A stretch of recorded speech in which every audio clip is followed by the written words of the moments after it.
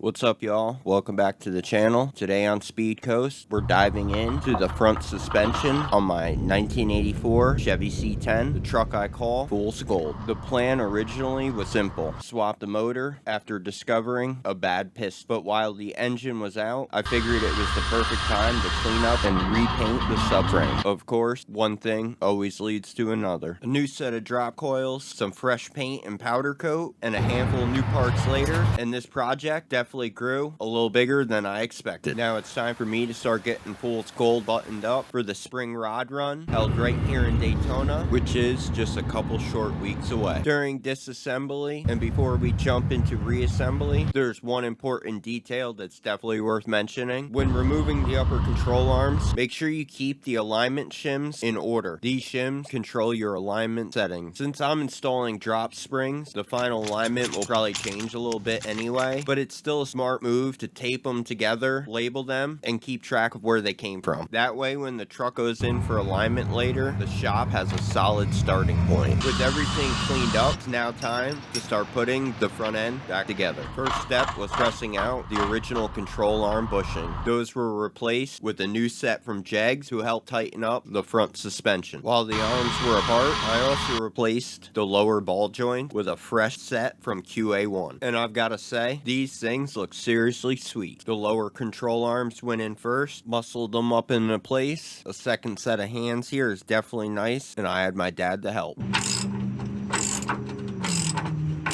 We cleaned up the hardware and installed a fresh set of Dorman U-bolts.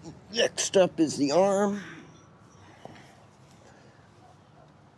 With the upper arms now back in place and the original shim packs reinstalled, it was finally time for the fun part. Set of new 3-inch drop coils from RideTech. Getting the springs, arms, and spindles lined up can be a little tricky, so it took a bit of garage ingenuity to hold everything in place while bolting the spindle back on. With everything now assembled, next you're going to want to snug everything down and remember to slide in those cotter pins. Before you put the truck on the ground, you do not want to tighten up the bushings. You'll preload them and it'll cause them to squeak and vibrate and whatever else bad things come with that, so don't do that. Repeat on the other side, and just like that, the front suspension on Fool's Gold is finally back together. Next up, we'll be reinstalling the wheel bearings and freshening up the front brake system, so stay tuned for those videos on Project Fool's Gold and so much more, only here on SpeedCoast. Thanks for watching.